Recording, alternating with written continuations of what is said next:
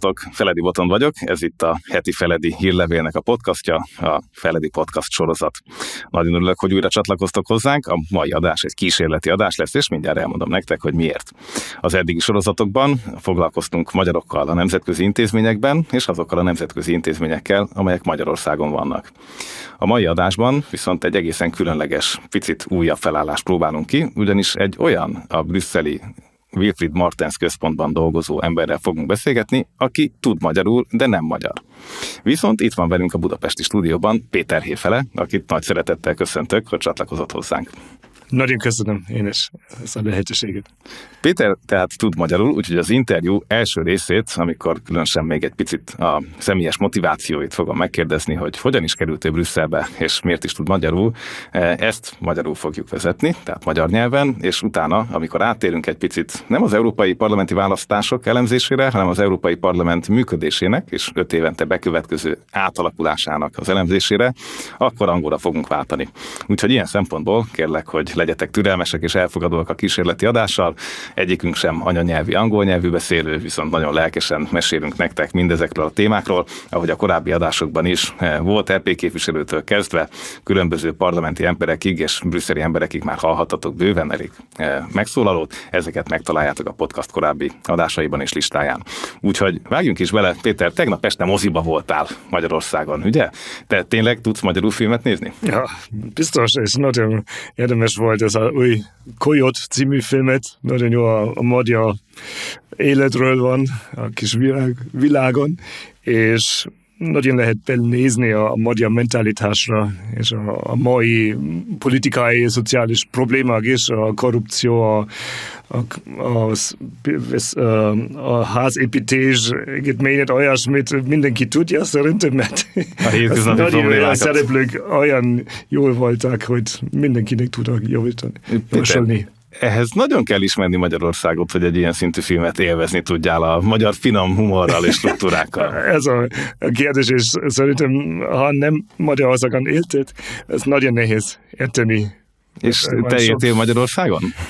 Igen, ott éltem a rendszerváltás után, 30 év előtt ide jöttem, és a családon itt éltünk, visszamentünk Németországra, még minden nyáron visszajöttünk a veszprémi környékén.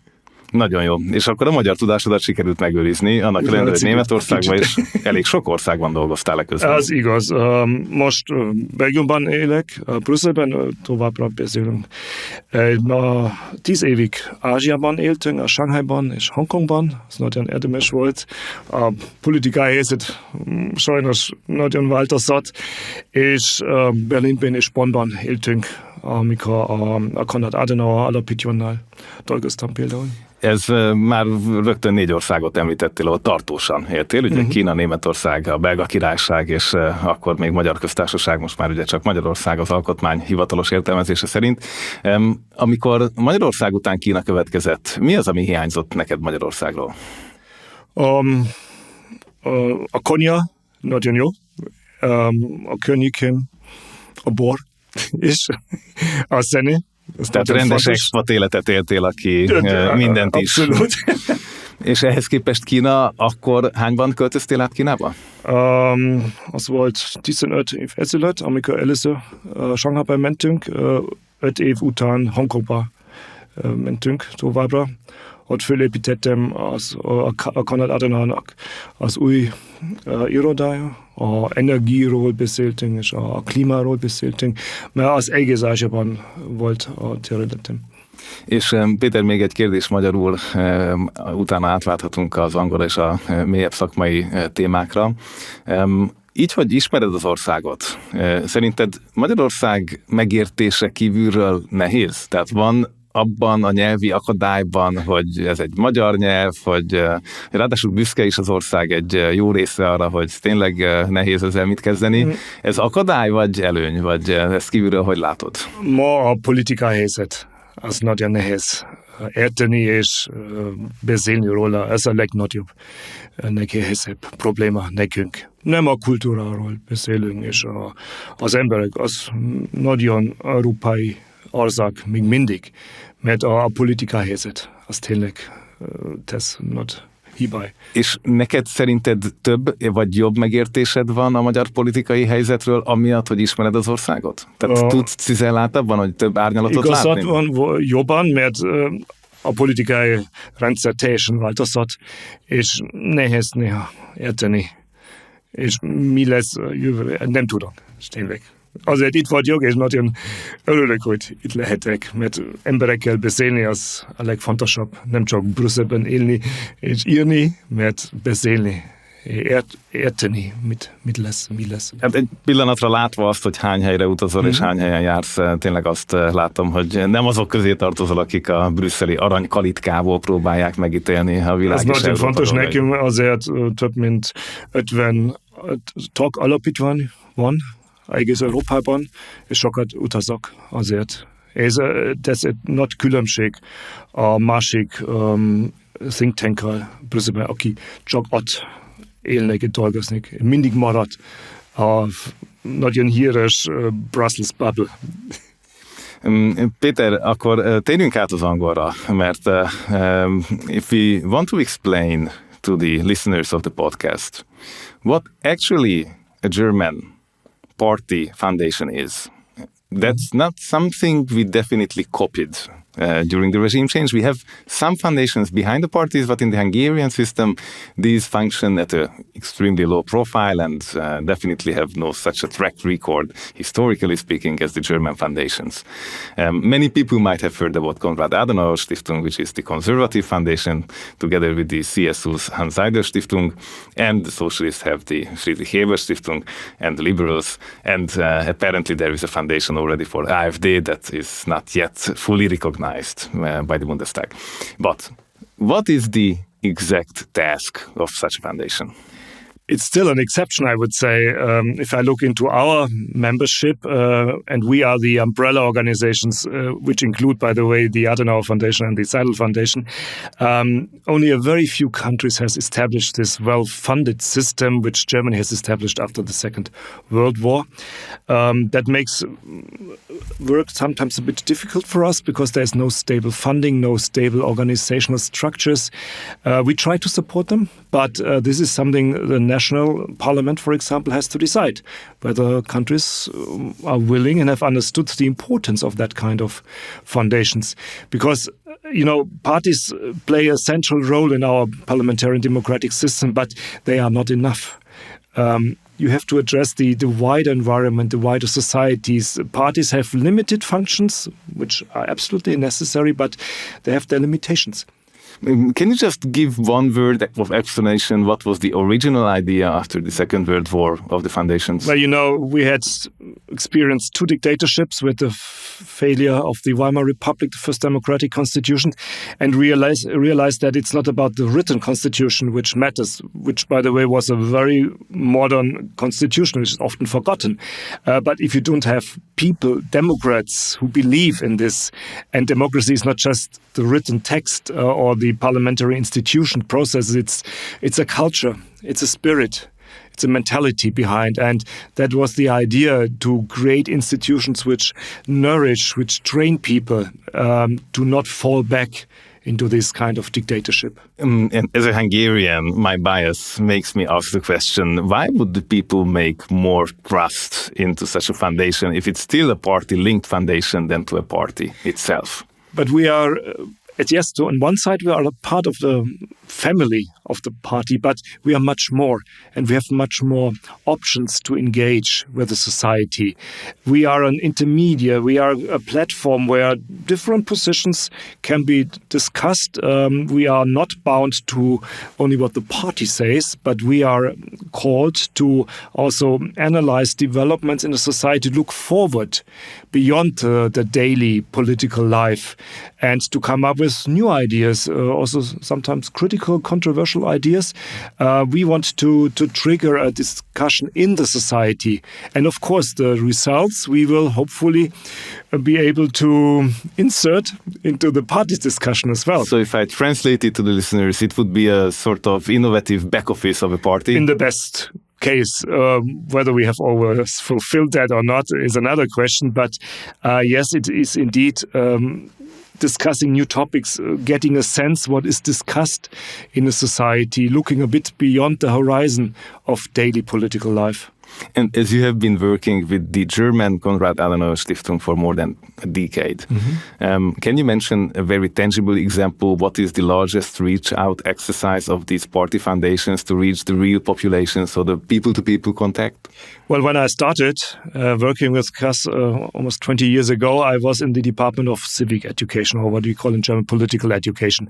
This is a system of courses, of offers, bringing young people together, getting them acquainted with different policy issues, from economic policy to social policy, international policy. We have also trained people who want to become member of the parliaments, be it in a city or even on the level of the Bundestag. So eventually a high school student could come to your class? Not only, we are open to all. It's not just an academic exercise. We aim really in getting into the whole population, because we want to represent the different interests, the different groups. And that was very successful. Imagine they have yearly, per year, 120,000 participants. One foundation, and you mentioned the other foundations, which is another specific of the German system, that we did not decide to have one institution who does the civic education, but we said, okay, we have many parties, we have a plural society, so this should be represented as well. So we have the socialists, the liberals, the Greens. And despite you living in Brussels for the last couple of years, is there any particular contemporary challenge to attracting these people to come to the political education trainings these days, or this is still working and functioning and blossoming? Well, on the national level, it's very well working. We have to constantly innovate methods the way we did it 20 years ago with a week-long courses, which is more an academic exercise. This doesn't work any longer. So we had to dramatically change the way we approach people. So shorter formats, using multimedia issues, engaging them in different environment, not just everybody coming to one center, but we have to go out to come close to the people. And of course, content has also changed. Media communication has got much more important than just the content, which should not be neglected. Because, well, you can talk a lot about, but if you have not a reasonable knowledge, and things got way more complicated if you look into international politics, what has dramatically changed over the last 20 years. Hard to imagine at that time where we are in now. So this is an issue on the content side as well on the format. So maybe we can say that without the work of these foundations, the political landscape of Germany would look very different eventually. Yeah, and it would be much more endangered because parties themselves are not able to fulfill that function. They have, as I mentioned, certain roles, but definitely not always reaching into they cannot do it. Which other member states did copy this best practice? Only a few. The Austrians did it with the Politische Akademie in Vienna, for example. Other countries have never established that system. For example, France. There's no political foundation. And you can now argue whether the problems they are currently in with the party system might have been the result one of the variables, organization which is lasts longer than just 4 or 5 years of an electoral term. Italy hasn't any kind of that. They have more academic institutions, but this is often a reflex also of the party system in the respective country. And yes, and it's a decision by the parliament whether to fund or not. And some have introduced, Lithuania just recently established the system. Others are very alien to that system because they also fear sometimes foreign interference. These had been the arguments. Because yes, we are part of an international network, which is very important. And Konrad Adenauer Stiftung is banned in Russia or in China? Yes, and my foundation in Brussels as well. So we are blackmailed, and we take this as an honor, frankly speaking, because that says what we stand for democracy. Okay, so the conclusion might be of these few questions we just clarified, that if the population gets from early on the chance to access to political education, the democratic resilience is actually enhanced. It's one part of building. Yeah. There are other factors, the parties themselves, of course, media play an important role. But I think that this is an essential part of building a kind of resilience. And as democracy is under threat permanently, there's nothing which is given. You have to rejuvenate, reinvent democracy every day. And this is an important role because there you bring people together also from different social background. And in addition to that, we have a lot of scholarships, which is more the academic part. There was a huge Hungarian and still ongoing debate about the fact that the prime minister is using an extremely strong language of war in his rhetoric. So always having images of the war, and even if it's a question of a normal policy, the images are coming from the war background. And some critics, most probably rightfully, are claiming that if you want peace, you have to start with peace education, and it is not beginning just by forcing the Ukrainians to capitulate, but rather by starting in the high school and using different language. And the whole project of the political foundation was a peace project in reconciliation. That's why Konrad Adenauer Stiftung has established many offices abroad in Europe. We are almost present in each and every country, but also Hungary. Globally, yes, in Asia, in Latin America, in Africa, with different perspectives to a certain extent, but in Europe it's a parallel system, and often I think more influential than the official governmental relations, because we have more options in addressing and penetrating the societies. It's not just the official diplomatic channels we can use, but we go with young people, we go with the religious institutions, we go with the media, the lawyers. So this is a vast network of inter-societal relations. I mean, just looking from a bird's-eye perspective, it's great that Germany has this party foundation structure. The French, I guess, if I would ask a French person now sitting next to you, he or she would answer that they have the Institut Français, so it's more a cultural network. Yes, but this is totally different. Absolutely different. Indeed. But they still have diplomatic links with the embassies in many of the countries, while the United States has neither language institutes. Political foundations they do have, and also several scholarships, so they are bringing people in the country. Well, DAD is also something that is financed in Germany, that is bringing in scholars from abroad to help them get to know Germany and study in Germany. But as you correctly pointed out, they are affiliated with the government. We are funded by the parliament. That means the government has normally no say in our operations. And we focus on topics with neither the DAD, which is more the academic exchange program, nor the Goethe Institute, for example, which focuses very much on cultural issues. There's something third. And this is political work. Okay, let's get to Brussels. Before stepping into the European Parliament discussion, just give, please, a clear picture of what Wilfried Martens Center is and to whom is it attached exactly? Because even for people living in Brussels, making difference between the political group inside the parliament, between the European level parties, between their foundations, is just not easy. Indeed. Well, the model is modeled after the German model. So we copied this apparently successful type of institutions. We are separated from the European People's Party, but we are part of the larger party family. You know, the European People's Party, as many national parties, have different sub-organizations as well, the Women's Association, the youth organizations.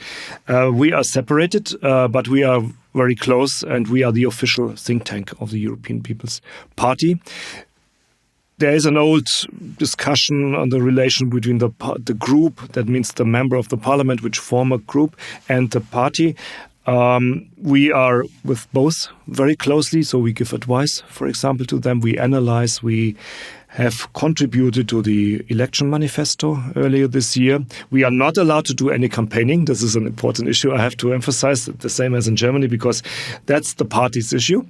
And we are not funded for that. So there's a strict separation between the two organizations. But in terms of content creation, yes, we are the one to be asked. And our huge advantage in comparison to other institutions is that we are part of that party family. So we are trusted, we are embedded in the political processes. So what is clear for an onlooker that you have contacts with the MEPs of EPP, of the European People's Party, who are in the EPP political group in the parliament. But what is the European People's Party at large? So how can we or a listener imagine actually to whom do you have contact there? Do MPs from national parliaments come, ministers or governments, heads of governments? First of all, it's the members of the European Parliament. We try to consult them. They ask us for specific questions. We also help the party, as I just mentioned, for example, in times of the election campaign, to generate content, to give them advice in a wide range of different policy fields, from defense policy to digitalization, from economic policies to migration. These are major issues which had all been discussed, of course, in the election as well. So this is the content side. On the other side, we bring people from the society, from institutions together to discuss certain specific topics. We have large-scale events which aim at a broader audience, but we have much more very focused events with a few people to really discuss burning issues and to develop new positions. And that happens in Brussels as much as in the member states? Yes, we try, with the help of our member foundations, to be present across Europe. I compare it with kind of transmission belt. That means we go from Brussels, we have ideas, we communicate, we discuss them on the ground in Hungary, in Spain, in Finland. But the second, I think even more important part is to bring that knowledge we gain from the situation on the ground back to Brussels, because Brussels has a huge problem. That's what I mentioned with the bubble effect, that even if you are of different parties, you are part of that world. And it's a small world, and too many still think this is Europe. It's part of Europe, but Europe is much more diverse. And this is very important. And if we talk about Euroscepticism, people don't understand what's really going on.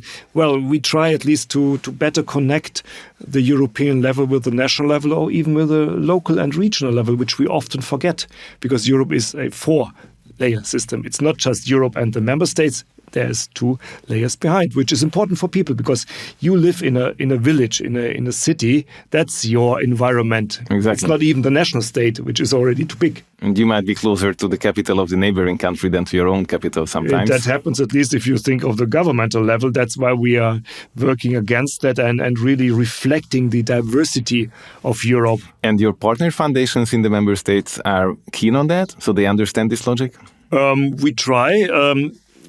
Some are well funded because there is a system established. Others are often, unfortunately, very small foundations, very talented people, very engaged people, but the funding remains a constant issue. And we cannot solve that from the European level.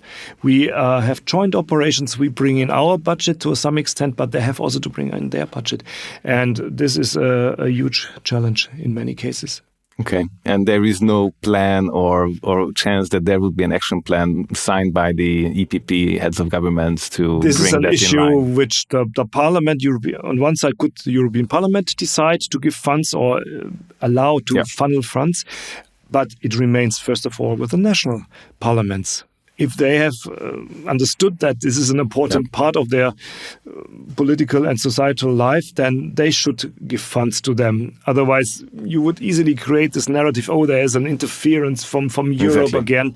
No, it's first and foremost an issue for the national states. You have to invest in your own democracy. That makes absolutely sense. Peter, one last question on the foundations. Do I get you correctly that actually the focus of your work is inside the political family? So this is inside the family, and the objective is not that you discuss with the similar foundation of the socialists or the similar foundations of the liberals in European or national level? First of all, it's the family, and that means the family inside Brussels and with the member states. We are not allowed to co-fund, for example, operations with other foundations. They have the budget, they do it. Yes, there is an exchange, but officially we have separated operations. Each takes care of the respective family. Of course, that's the idea behind, as an expression of this plural many-party system. Okay. Thank you. That was the first half of the interview about how these party structures get support from behind, from party foundations that are actually cut from financing campaigns. They are not direct political tools, but they are tools to bring in ideas and to connect different levels of governance from the local to the European level. Well, that's not something we are very much used to in Hungary, because it's an extremely centralized country, more in the French tradition, unfortunately, than in the federalist German tradition after the Second World War, but that's a topic for another research in another podcast. Now let's get to the parliament that you see best from your chair. The elections happened last week, and well, this is not the first election that we have seen. Do you see any particularity that might have an impact on the long-term functioning of the institutions or the parliament in particular because of the election results that we have seen? First of all, I think it was one of the most important elections we ever had, and this was clearly communicated, and I think Europeans understood. The participation rate was not much higher than last time, but there's a huge difference among 50%, right? But this doesn't reflect the situation. In some countries we had a higher showing up rate, others unfortunately lower, so it's still largely driven by local and national dynamics. And yes, it's still unfortunately a national polling to some extent. It should not be, but well, we are halfway to really create a European consciousness and a European mentality. There's now a lot of debate in terms of there's a shift to the right with the rise of conservative, of even right extremist parties that might change the dynamic, but I think the big projects are quite clear and they are already on the track, be it the strengthening of European defense, the transformation issue, which cannot stop. We can discuss the way we do it, the green transition, for example, the way we do it, the instruments we apply, but that Europe has to change and become sustainable in the long run is beyond any discussions. Then the big issue of migration, which has been very decisive in the elections, remains an issue. And the biggest challenge for me for the upcoming 5 years is the enlargement and the deepening. We have countries who have been knocking at the doors for 15 years at the Balkans, new made promises such as towards Ukraine and Moldova, Georgia. So these are the big political projects. With the new constitution, it might not get easier. And, we cannot only talk about the enlargement. At the same time, we have to see what is happening internally, whether the current system, the current procedures are enough or whether there have to be changes in this. Absolutely. I agree on the enlargement topic as one of the most important. And Hungary was lucky to have this portfolio on the European Commission in the last 5 years. And definitely, I don't think it's any option to keep it in the future. Do you think there is a huge disagreement between the member states about the direction of the enlargement, whether it should focus on the Western Balkans or about Ukraine, Moldova? In general, the way we proceed with the enlargement is very much debated, and this is often driven by domestic considerations. If you look to your neighboring country, Austria, that's a good or bad case in this respect, because our member party, of course, is very much afraid of the rise of the right wing, which is very much against any kind of enlargement. What we have to discuss openly is whether the current constitution, current system of the EU is able to digest any enlargement. Yes. And I think it will not be the same as we have seen 20 years ago when we had the first big round of enlargement. That will happen in a different way. And we should avoid to have one or zero approach. That means we have to have a step-by-step approach with integrations in certain policy fields. Others might last longer. I think that will be a different way we do it this time. And about the functioning of the Commission or the Parliament, do you think there is a crying need to change it, given the challenges of the war of the 21st century, of the potential enlargement?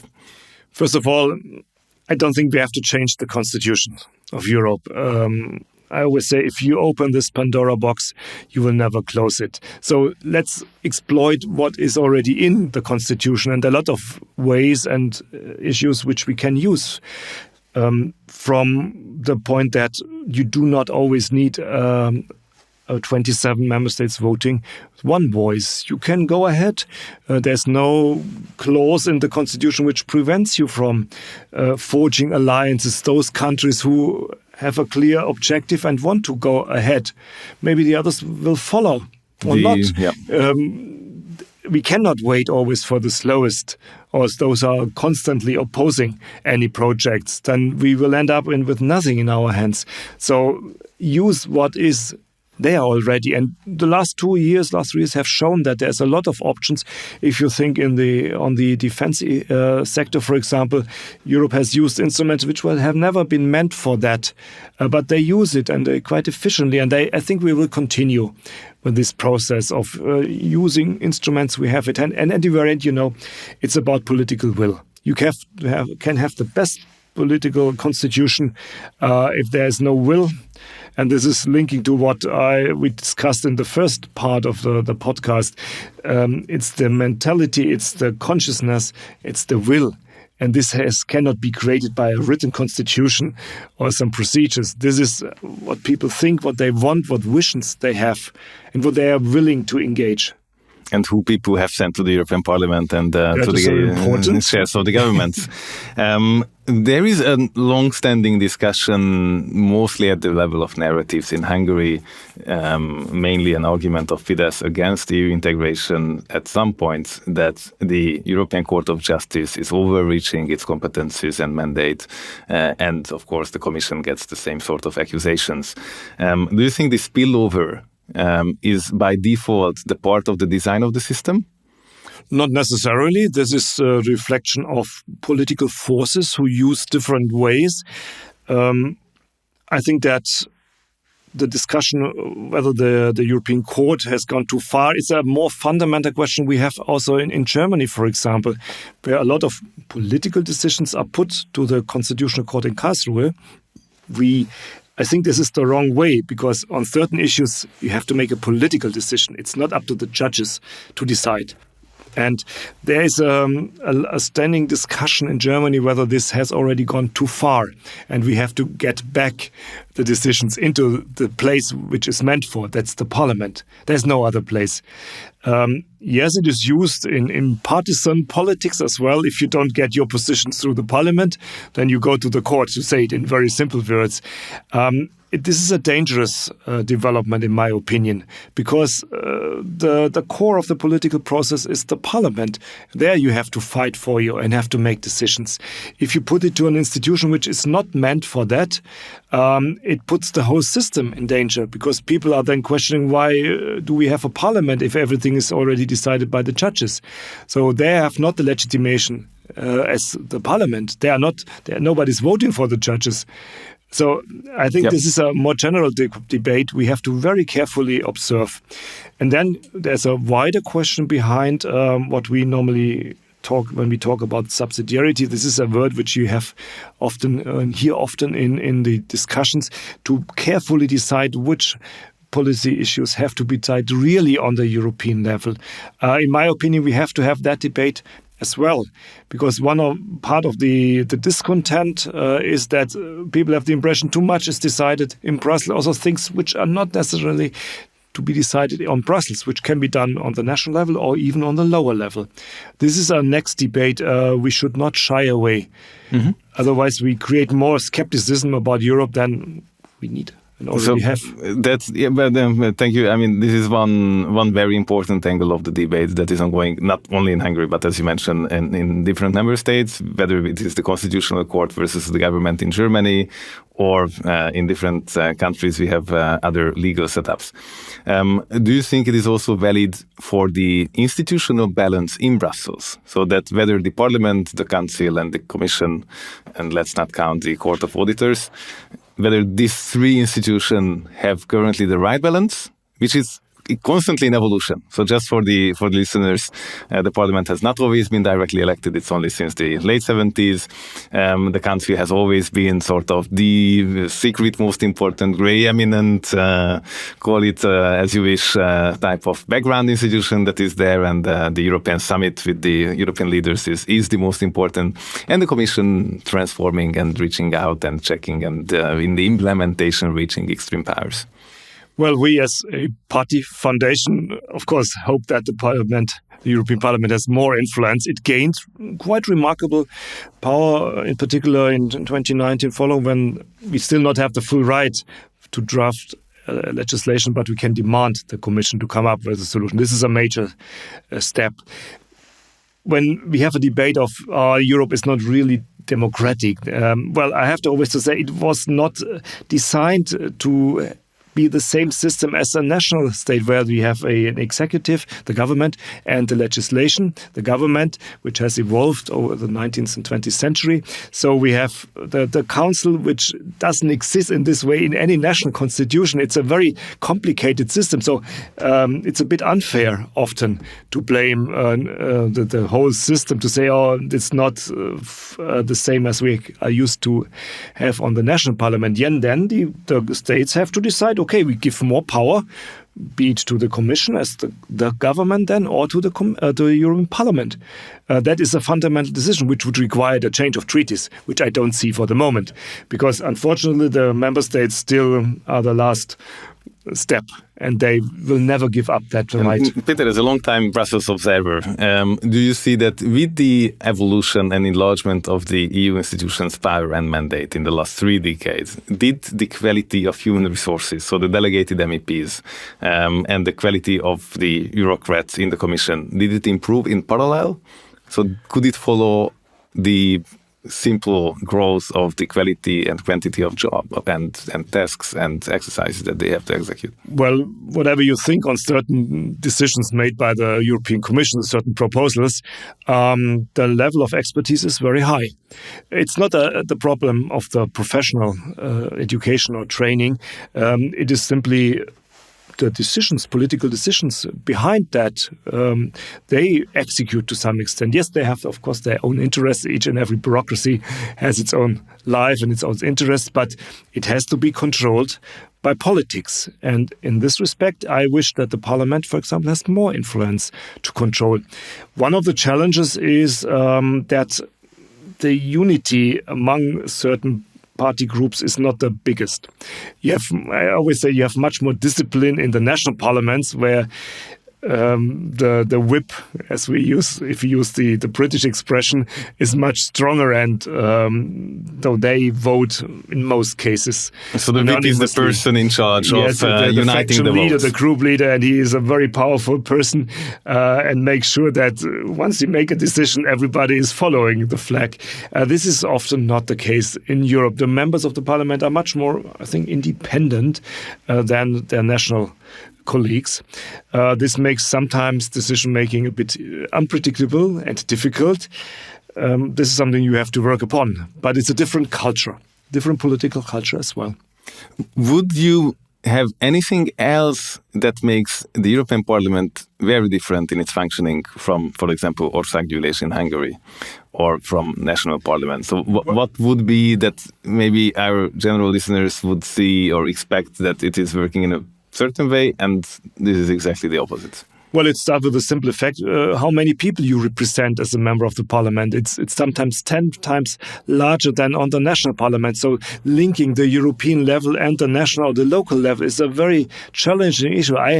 I really admire those people who have to run huge constituency. They have to work in Brussels, and the weekend they are back in their home constituency, which are half a country sometimes. This is a practical challenge for politicians to be present on the ground and to link the European level and the national or the local level. On the other side, the expertise is very high. I must really acknowledge they have very good staff members around them. This is not a lack of quality of decisions, I would say. Okay. I can never see that it is worse than on the national level. Okay, let's make one step closer to the election. Still staying at the organizational level of the parliament, talking about the political groups that in Hungarian we would call frakció. But how actually is the membership decided? Because we have almost 100 MEPs currently, 50 new elected, 50 remaining from parties that they just quit, like Fidesz or Smer from Slovakia, or other parties that currently do not belong to any political group. So there are a lot of MEPs waiting to be admitted to a political group. Do you think it's a very difficult process, entry exams? So how can we imagine that? Or is it absolutely a backroom deal where the leaders of these delegations or national parties just say that, okay, I will vote for Ursula von der Leyen so you can enter to the EPP, for example? Well, currently, and you pointed out, that is roughly 100 seats which had not been affiliated for the moment. So the next weeks we will see a lot of negotiations. We, as the European People's Party, and I can only speak for my party, have set up quite clear criteria you have to fulfill in your party program. So this is pro-European Union.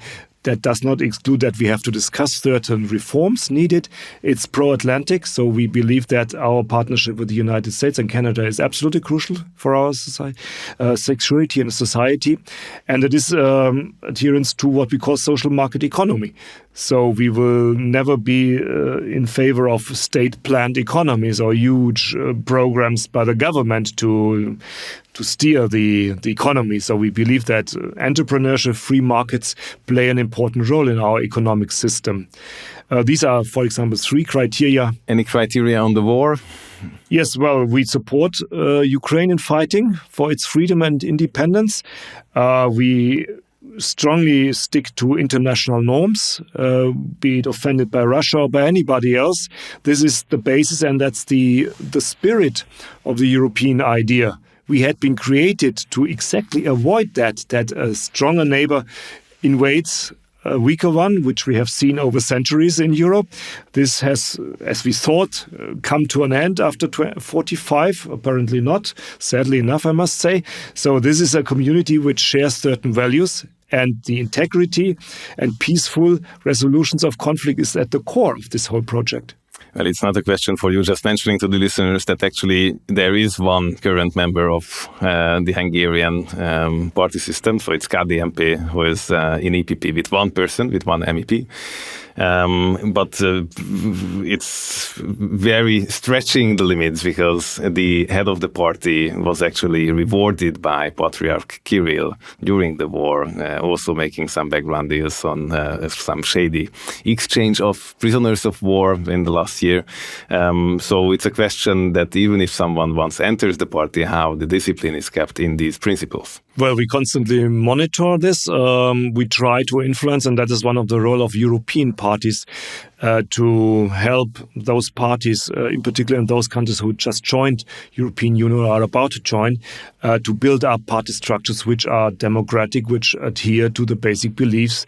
So there's a close exchange on the European level with the member parties.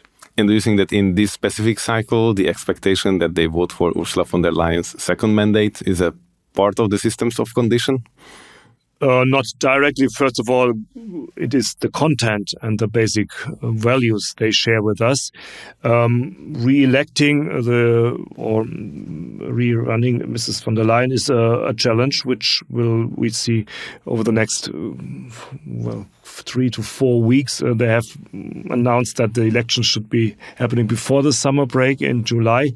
Given the composition of the current parliament, it will be a very difficult challenge, because last time we had 3 parties who had kind of formal coalition, and the numbers of the votes had been sufficient. But this time you need barely 4. Sufficient, I guess. Yeah, it was 8. already very close to that, but this time it's impossible with the 3-party coalition between the EPP, the Social Democrats, and the Liberals, because we cannot assume that 100% of the parties will be in favor of Ursula von der Leyen. So she has to reach out to other parties and get their support. The question here is, what are they demanding for their votes? And 4 parties is much more complex than 3, which was already a huge challenge in 2019. I mean, the Hungarian party system is very different, and if we would ask the core principles of Fidesz, maybe we would not get the same exact points that you just delivered. What is the main difference between the basic values of the EPP and the socialists? Can you help me with that? Because maybe it's the social market economy approach that is the most different, because I would understand that they are also pro-Atlantic, pro-EU forces, and human rights respects and so on. Well, of course, the center, be it the center, right or left, or the liberals, they share a lot of common values. There are differences in certain policy fields, definitely, and economic policy is one of them. There will be a huge debate, already foreseeable, about European debt. and European revenues. Europe is a bit different in this respect because it does not have its own revenues or very small ones. Now, on the other side, in terms of the last years, we have created a lot of debt already on the European level. So we have to ask who will pay it back. If the member states are willing to give a larger share to the European Union, okay, which I don't think will necessarily happen given the economic constraints we are currently facing. So sooner or later, we have to run a debate on European taxes or whatever the system will be, because Europe for the moment has not really revenues by its own. But the more you go into European projects, be it defense or industrial policy, or recovery issues, then the question, where does the money come from, is the next one. Yeah. Okay, I guess that helps to the Hungarian listeners to just place this debate, what is between the center-left, center-right, because in Hungary, I don't think we really have that approach anymore, because the center-left and the radical left is also just collapsing at TISA party. We see a lot of difference in the countries. This was just a more general observation on the European level. But again, there is a consensus on certain issues on European unity. But of course, we have to debate what I mentioned before, that what is Europe for?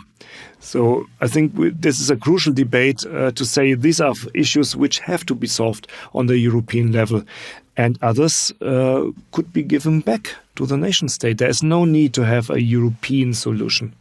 Do you have something on top of your head what should be given back to the nation states? I think social policy to some extent should remain with the nation states, because the differences of the current systems are huge, and I don't see that we can, in a short term, balance or rebalance the differences. What we should, of course, work upon, and this is a big issue, is the freedom to move inside Europe. The first project of the European Union was creating a single market, and not only just for capital, but also for people. And there's a lot of obstacles still in moving people around, also for young people. So setting a certain framework of regulations to enable the original idea of a single market is absolutely needed. And we have a lot of things which have not been done, and we are working on that for 60 years. Yep. Many MEPs are saying that actually social policy, taxation, healthcare should be actually brought to the community level, because if we want a real fiscal and monetary union, they just simply cannot be left out. But this space jump to be made politically has never been possible and doesn't seem to be more feasible these years. And given the huge difference in the existing systems, I think that Europe should focus on its core original idea of enabling movement of, as I said, capital and people. The education sector is an important issue. So these exchange programs, I think, are very helpful to create a European identity to some extent. Let me just provocate you on this. If I look at the election map of Germany, it was exactly the East German parties where AfD did win huge. So the former four DDR parts were absolutely black, while CDU-CSU got Western Germany. So I believe a lot of people, capable workforce, moved from east to west since the unification of the two parts of the country. Probably this is also happening at large in Europe, that from Central and Eastern Europe, people are moving to the west, to the large industrial cities and financial capitals, and that has a consequence on the political life back home. Is free movement maybe having unintended political consequences? To some extent, yes. It plays into the larger story of demographic changes in Europe.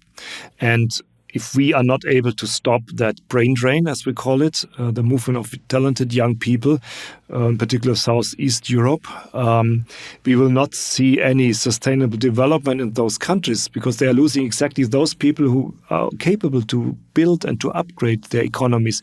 So Europe should have a huge interest in speeding up the development in those countries. And maybe a kind of circular movement. That means people, yes, go abroad for a couple of years, but they should return and bring in their knowledge they gained elsewhere. So that is about creating an environment, incentives for those people going back. Otherwise, this huge divide between the highly developed regions, in particular in Northwest Europe, and the rest remains, and that will create a huge problem. We see it already in the election results, that nationalistic parties, for example, tap very much into that potential. And do you see that Europe has any tools at its hands to act on this problem? Well, there's a lot of money in terms of regional development. Whether it always spent in an intelligent way or not, I leave it to others. We have to see what the new programs, for example, that in upgrading in our defense structures industry might have give a chance to those countries to upgrade their industrial bases. The digitalization of European economies can also be a great opportunity, because you don't have to tap into old industrial structures, which are often very difficult to change or have been already destroyed. So in economics, we call it a leapfrogging. That means you make a huge step ahead, not being bound by old industrial structures. You upgrade your economy by getting into a new kind of economy. And digitalization is one of the issues. We talked about the green transformation, energy transformation, which is a big issue for those countries as well. That could be another part of a reindustrialization. Yes. When I was learning international relations, one of my favorite reading was about a piece of Jervis, who said that you can never do merely one thing in a system. That you do something and so many other things are just moving apart because of that one single movement, that you have to fix it again and again. And I guess this is politics. It's not specific to Europe or to Hungary. And this is an argument not to centralize a lot of decisions in Europe, because the complexity of this system is incredible. And we have seen a lot of rules and regulations over the last 5 years. I doubt whether we have not lost the overview. What we created, it is not implemented fully. It is not monitored. So you create rules, but you have no idea what they will do on the ground. Peter, before opening the windows to a very few global questions, one last item on the parliament that is on the mind of most of the voters, which is the question of the radical parties, even more to the right currently than to the left, but even Sarah Wagenknecht parties, which is a radical left party in Germany, or the communists in Belgium, etc. So we have radicals on both sides. Just a few days ago, CDU said that they would have the same cordon sanitaire policy to quarantine or to block or not to enter into a coalition with Sarah Wagenknecht, so the radical left party in Germany, which has been the policy against AfD for long years, and that was for a long time in France also employed. That has just again recently been broken by one of the center-right party politicians in the French Assemblée Nationale, in the French Parliament. We have seen this being put in place also in the European Parliament. So identity and democracy did not really get the positions that normally the Parliament is distributing according to a point system, which might be something new that we can share with the listeners, that there is a system of how and who gets what in the Parliament according to the distribution of power, and ID was excluded from that. Do you think this reality will change or shift in the coming years? First of all, we have set on part of our political party clear criteria under which we are willing to go into discussions, whether this will be a formal coalition or a topic-by-topic debate. Our concern is not ID in this respect, that they are somebody which we will go into any kind of negotiations, because they have positions which are so far away from our positions in terms of the relations to Russia or the transatlantic relations or basic values. The debate is now more with the ECR, the more moderate conservatives. We have to see who will be in that group. This is not a decision we can make, but others have to decide. And there's a big debate in Italy, for example, and Giorgia Meloni has a major role in constituting this group. Again, it's not a decision we have to make by our own. We have to see how they will make their decisions. The issue is what are they standing for? But apparently the left wants to force EPP not to negotiate because that would actually weaken their position as well if EPP had the chance to make ad hoc coalitions or we have our clear criteria, also the plans and the ideas for the next commission, and we have to see first of all that we get our positions through, and then we have to see who will join us. It might be a bit different, but this is just a prediction on my side that it will be more of a topic by topic process, not a kind of formal coalition where we say, okay, we agree in the beginning and then we go together through 5 years of the next legislation. It will be much more depending on with whom can we get through our political Can issues. we add on that I could also imagine that it's not ECR as a political group voting together with EPP, but maybe it's just the so-called delegation of Fratelli d'Italia, so the party of Giorgia Meloni, sometimes voting together with That is EPP. a very difficult, I cannot answer for the moment. We will see more instability and less predictability in the upcoming years. That is unfortunately the result of the shift to the right. This requires new processes, new negotiations within the parliament. But on the other side, we start from our political positions and with whom we will get them through. Okay. Peter, in the remaining few minutes of the broadcast, just a question on the global competitiveness of the European Union, because we have not yet even mentioned meaningfully the elephant in the room, China. You have been living there, and you have seen it, then I believe if the numbers were correct, since Hu Jintao, and then you have seen Xi Jinping coming in for the first mandate. Now he's in the third one. So China has shifted and changed a lot. We have to deal it with as a systemic competitor or time and again more like an enemy. Do you see that the EU has a chance to stand up to this challenge? The political will might be united in this, at least in the center, to get it actionable? Well, China debate is much divisive among countries. There is a framework set on the European level, which I think reflects very well the conditions. It is a systemic rival. It's an economic competitor. And maybe in a very, very few fields, there might be a kind of cooperation to solve issues, which I think are not very promising.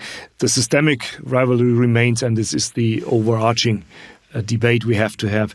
But yes, in particular, certain European countries have their huge economic interests, and my home country, Germany, is the most prominent one. And giving the structure of the economic exchange, which is very different if you go to Italy or to Spain or to Finland, that is one of the reasons why we have not been able to have a unified position towards China, because national interests absolutely dominate. Europe has made important and interesting steps ahead in terms of what we now call economic security, because we have realized that we are very vulnerable. We have learned it in the energy sector by our dependence from Russia, which we had to cut down in a brutally short period of time. In other economic sectors, we are so dependent on China, not only in the famous raw materials, which we need for our energy transition, for example, but in many other cars. And then, of course, the question of a fair competition remains. And the most recent decision to impose customs on electric vehicles is just the latest example. We have seen that international treaties such as the WTO are no longer functioning if other countries are subsidizing certain issues to get the competitors out of the market. That cannot happen in Europe, because this is against our idea of a market economy with equal playing field. We cannot open our markets if other markets are closed, and European industry has never a real fair playing field in China. Yep. And are the Chinese not smart enough to sneak behind the tariff borders? So they do already. Of course, they had huge investments into European facilities. Hungary and Germany have good examples or bad examples. They have diversified their production also in Asia. So if you impose tariffs on Chinese origin, products coming from Vietnam or Thailand is de facto also Chinese products. Yes, that remains an issue we cannot completely avoid, but there are some major markets where we have to very closely And we have also to include, of course, an investment screening. That means we have to carefully look what kind of investors are we receiving in critical infrastructure such as the energy or the telecommunication. There should be a clear line that we should not give others the chance to interfere and to hit us in the crucial sectors of a modern and digital economy. Yes, I was reading, I guess in Handelsblatt maybe last week or 2 weeks ago that the German government was again stopping Chinese acquisition of a German company. We had several cases from robotics to Huawei in the telecommunications sector. We should not forget that the research part is a very interesting issue that we had been very naive in last years. We opened our books and a lot of knowledge, intellectual property went to China. Europe's advantage is still its technology basis, and we have to protect it against exploitation. Absolutely. And Germany was actually arresting 3 Chinese spies before the we election. We had been not always carefully looking to that part. We had been too naive for many years. I think the mindset has changed, but we are far from having a united European positions towards China. And we should not forget the US is the third factor which plays in, and I strongly support a closer cooperation on the transatlantic. Peter, just answer it very shortly, please. But do you believe it's theoretically possible that really statesmen of Europe, of European Union member states, can interpret European interests so broadly that one of it is admitting Chinese investments hugely and warmly, and the others are actually screening investment and refusing Chinese acquisition? Is it just politically possible, or does it mean that some people are actually not representing European interest? It's already happening. What you described as an option is reality if you look into what has happened over the last years. I'm lucky that the European Commission has gained a stronger voice and a stronger say, because all things related to trade is exclusive right to the Commission, and they can use and they have created a lot of tools. But of course, the final decision is always made by the Council. That means the national governments. And as long as there is no unity in this respect, and it's very difficult to imagine that there will be 100% unity given the economic exchange. Okay. When you left China, would you have suspected that things get so bad? We have seen it slowly evolving, but the rise of Xi Jinping definitely made a huge difference. We have believed that China sees more the advantages of a fair exchange also for their own developments. Now what we've seen also in this assertiveness, in this reaching out, in claiming and this nationalistic movement, this has speed up and got much stronger since Xi Jinping raised to power in 2012. And I lived 5 years in China, in Hong Kong as well. So that is the saddest case, I must say. Hong Kong has lost all its freedoms it had. It's now a normal city as any other Chinese city. It's no longer a second China with a different system. So only Taiwan remains as another model of China. Péter, nagyon köszönöm a beszélgetést. Nagyon köszönöm én is. Szerintem elképesztően jó témákat hoztál föl, és néhányat legalább olyan szinten fel tudtunk villantani, hogyha a hallgatókat érdekli, akkor tovább kereshetnek, tovább érdeklődhetnek. Biztos, hogy ezek közül néhányat még itt a podcastban is elő fogunk venni. Mi lesz a következő dolgod még itt Magyarországon? Ma este a európai választásról beszélünk. Nagyon óvatosan ránézünk, mit lesz a magyar politikai életből, ez nagyon érdekes ránézni, az evolúció. Lehet, hogy még visszahívunk ez ügyben. Nagyon köszönöm. Köszönöm még egyszer, hogy eljöttél. Köszönöm a hallgatóknak is, hogy velünk tartottatok. Remélem, hogy az angol nyelvű adás is elnyerte a tetszéseteket, és hogy adott esetben akár gondolkozhatunk az őszre abban, hogy néha Brüsszelben egy-egy angolul beszélő nagyon okos embereket is el tudnék kapni nektek, hogy akár egy kicsit más szemszögből nézzünk rá az európai és a magyar ügyekre. Hogyha tetszett az adás, akkor kérlek támogassátok a Partizánt, hogy ezeket továbbra is tudjuk készíteni nektek, és ugyanúgy ajánlom nektek, hogy a Partizán Podcast csatornáját külön kövessétek be, hiszen ez nem azonos a Partizán főcsatornájával, tehát Spotify-on is, illetve más területeken is, Facebookon keressétek meg a Partizán Podcast csatornát, és a többi igen kiváló, több mint egy tucat podcastet is szemezgessétek, nézzétek át, biztos ott is találtok jó adásokat. A Feledy Podcast korábbi verzióiban pedig tudjátok, hogy a Nemzetközi Vöröskereszttől a NATO egészségügyi katonai központján át egészen a volt EP képviselőkig nagyon sokféle, nagyon érdekes emberekkel beszélgettem, amit nagyon meleg szívvel ajánlok nektek, hogy ezt is még a nyári napokon vegyétek elő nyugodtan. Köszönöm még egyszer, hogy velem voltatok, Feledy Botond voltam, a hírlevél szerkesztője, iratkozzatok föl, olvassatok, hallgassatok minket, sziasztok!